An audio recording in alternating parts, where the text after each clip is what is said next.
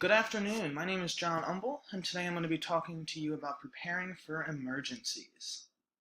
First off, I'd just like to start with this little video here, just kind of giving you some general information.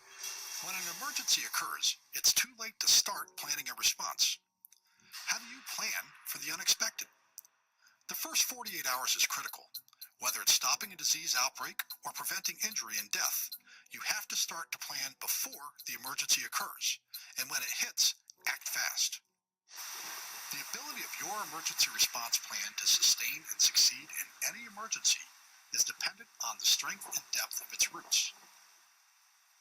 A clearly defined chain of command and organizational structure, effective resource management, and advanced planning are important aspects of an emergency response. Okay, so with that in mind here, I'm going to just kind of give you some learning objectives that I'd like you to kind of walk away from this course with. I'd like you to be able to identify examples of disasters that require preparation, and also determine emergency preparedness for hospitals. And finally, discuss staff requirements to respond to emergencies properly.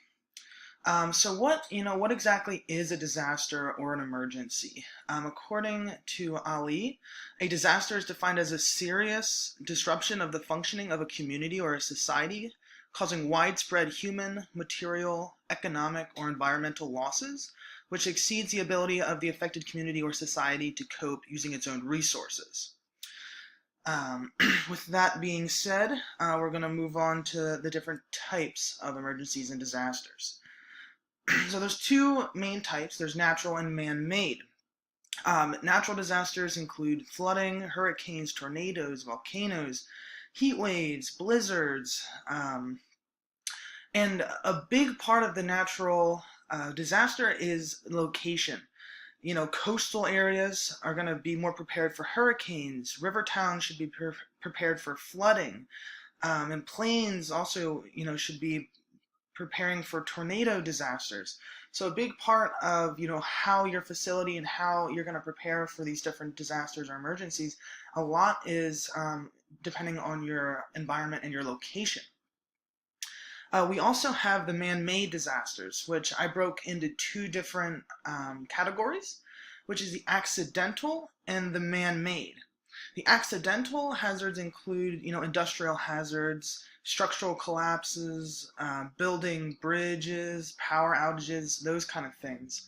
I did add here a picture of the Savar building.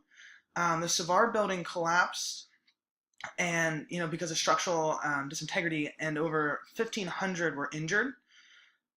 So then the man-made types of disasters or intentional disasters are attacks on large public places, whether it be chemical, physical, biological, radiological, or nuclear toxins being spread throughout the population. All of these cause illness and death. Some more examples can be, anthrax, bacterial toxins, and asbestos. But it can also include different things like cybersecurity. Cyber attacks are becoming ever more prevalent in our society today. As technology advances, as most hospitals switch to electronic medical records, it puts all of the patient's information, and it also puts the hospital's, activities of basically of daily functioning at risk. If we don't have our medical records, we can't chart, we can't find information, and then we have to switch back to the physical copies, which takes time and more resources to be able to do the same job. I do have a picture of 9/11. That was another man-made intentional disaster in which, over 2,977 people were killed. So now I'm going to go over the levels of disasters for you guys here. Level 1 is the local level. It's very, very contained to, one place. Then you have level 2, which is a regional level, which is a little bit bigger, more of like a county. And then finally we have level 3, which is a statewide or national. It's important to kind of understand that there are different levels of a disaster because identifying the level of an emergency is extremely important to the planning and overall outcomes of the emergency. In addition, I did add this picture to show the correlation of the level of disaster to the amount of time, energy, money, and other resources that are needed. It is linear. As the level increases, the amount of resources you need are going to increase as well. So now I'm going to kind of go through a couple ways here to be prepared for different emergencies. The all hazards approach is a very functional and efficient means of hospital preparedness. The name does not necessarily mean that your facility knows what to do in case of every single different type of disaster or emergency. This such preparation is impossible due to the amount of resources, time, and money are required, and also could cause staff confusion if you are being taught how to prepare for a tornado, active shooter, wildfires, flooding, all of those things. There's a lot of information, a lot of different things that go into those different disasters and emergencies. So the all hazards approach utilizes risk analysis of the community's highest threats. So each organization should be identifying what they are at highest risk for, and then planning for those different scenarios, such as Florida not being prepared for a wildfire, and they're most likely not going to have one, but instead be preparing for different hurricanes, flooding, that kind of a thing. Preparedness for one type of event also correlates with almost all other types of events. So if you have one general emergency preparedness plan, it will encase the major concepts of preparing for any general emergency. So the all hazards approach really kind of identifies each facility having a specific emergency plan generalized to the risks that they are faced in that environment. Then we have the emergency operations plan, or an EOP for short. An EOP is vital for the safety of the staff and its patients. An emergency operations plan is the preparation, education, and training and implementation of the hospital's response to an emergency.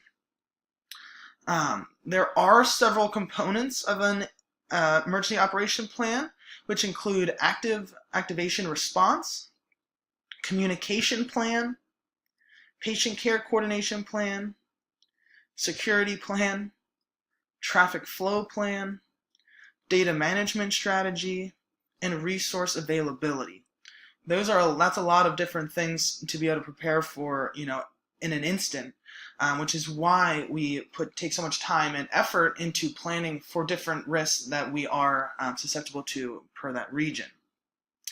The emergency operations plan also must include plans to deactivate the response and follow up with a post-incident review and a schedule for practice drills as well, to make sure that once we have a disaster, once an emergency, we have one of those in the hospital, we are able to review it, learn from it, and see how we can better ourselves, and also make sure that we are always staying alert by doing those drills.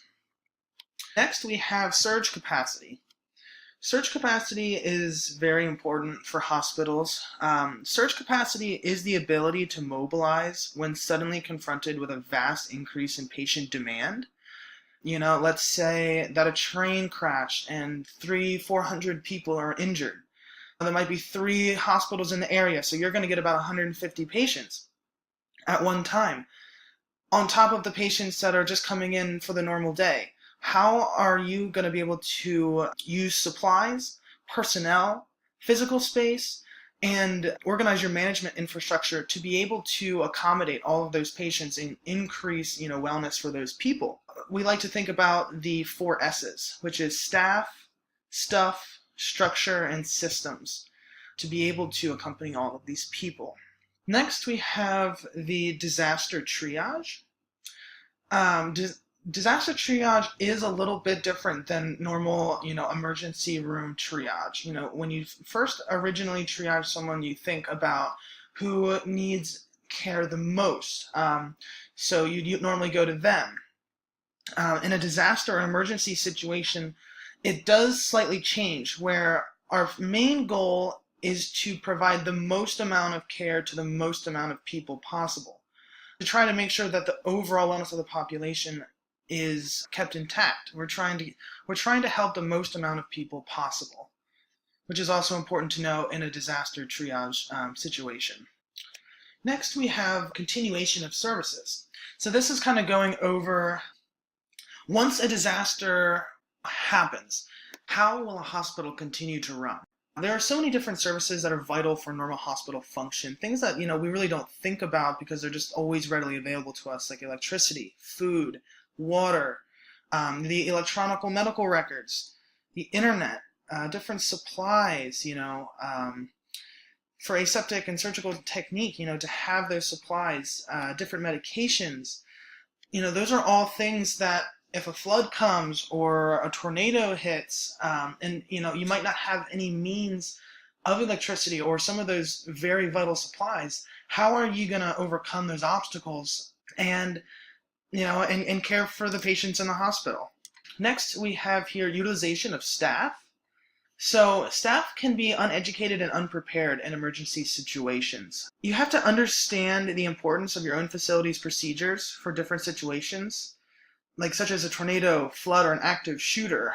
You have to know what to do in those situations. You, as a healthcare professional, are going to be a big part in making sure everyone stays safe and protected. If you don't know what you're doing, then it's putting everyone else at risk as well. The staff can also be overworked. With higher patient loads, nurses will, most likely end up picking up extra hours.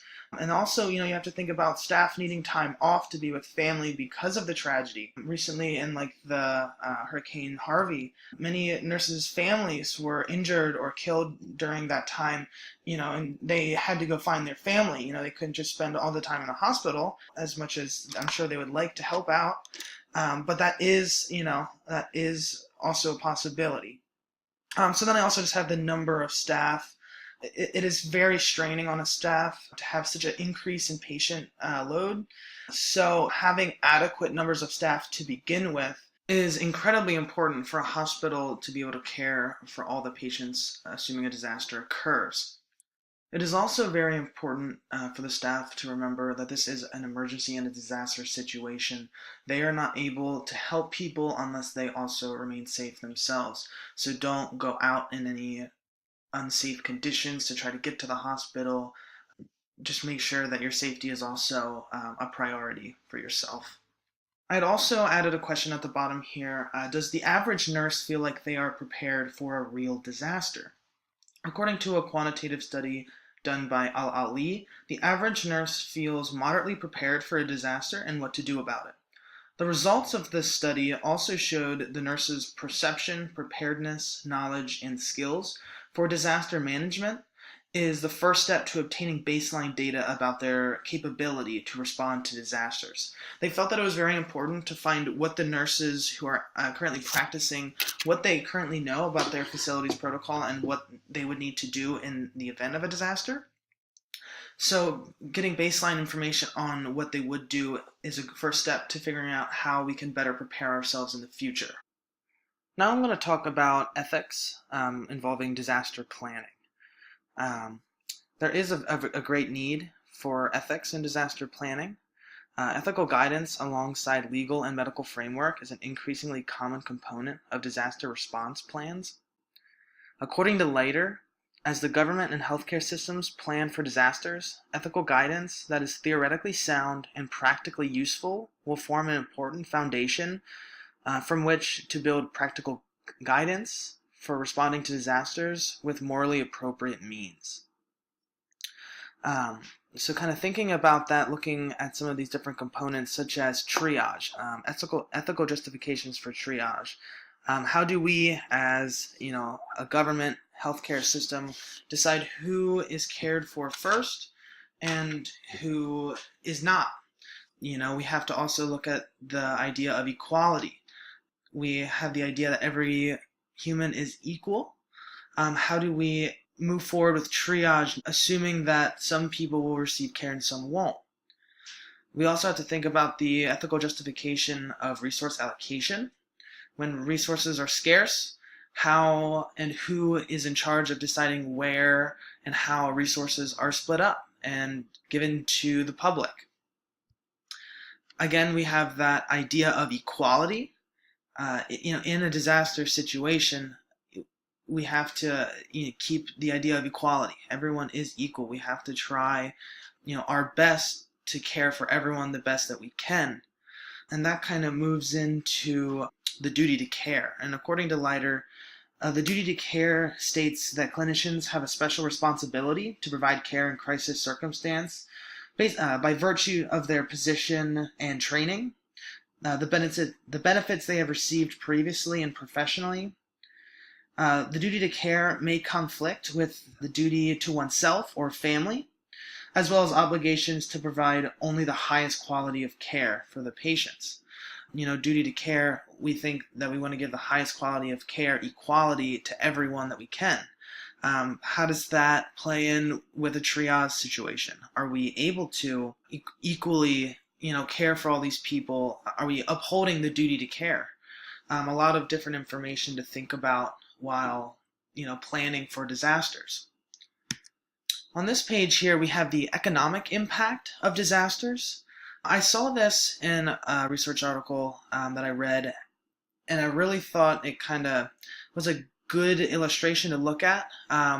It shows different disasters that happened throughout history, like in the 2000, the West Nile virus outbreak in Jersey, that costed $2.4 million in public assistance and grants, and $2.44 million in emergency work. Start going down the line here, and you look at the 2009 H1N1 pandemic. That cost billions, $6.15 billion. So these disasters, these emergencies, are extremely costly to the environment and the people, in which these disasters are occurring. So how are we to plan our budget? How are we to plan how we spend our money, how we use these resources is very important, because we, in these situations are spending billions and billions of dollars in which to provide the most highest adequate of care possible. So I thought this was just a really good illustration to kind of give you an idea of exactly, how much these different disasters and pandemics, hurricanes, and the Ebola outbreak, all of these different things are costing billions of dollars. Finally, I have a video here for you, which I'll play. So the last thing I'm going to show you guys here is on the Joint Commission's website. If you go to thejointcommission.org, you can go over to Topics, Emergency Management, which will bring you to this page here, which just goes over their resources for different disasters. If you scroll down to the bottom, this is where most of the information is. There's a bunch of different blue links going over some of the more common disasters. You give any one of these guys a click, you can open it up, and it just gives you some general information, so maybe some case studies, just different information on that type of disaster. And it's actually kind of interesting because I was travel nursing in Erie, Pennsylvania when they had 60 inches of snow in the 2 days. So when I saw that the winter storm was in one of their resources, it was very interesting to go through and kind of read some of the different information that's in there. Because I never thought that I would have necessarily seen a winter storm that would, in such a capacity, kind of cripple an area. So it's just some good information to look through. And here's my reference page. Thank you, everyone, for taking a minute to listen to my presentation. Have a good one.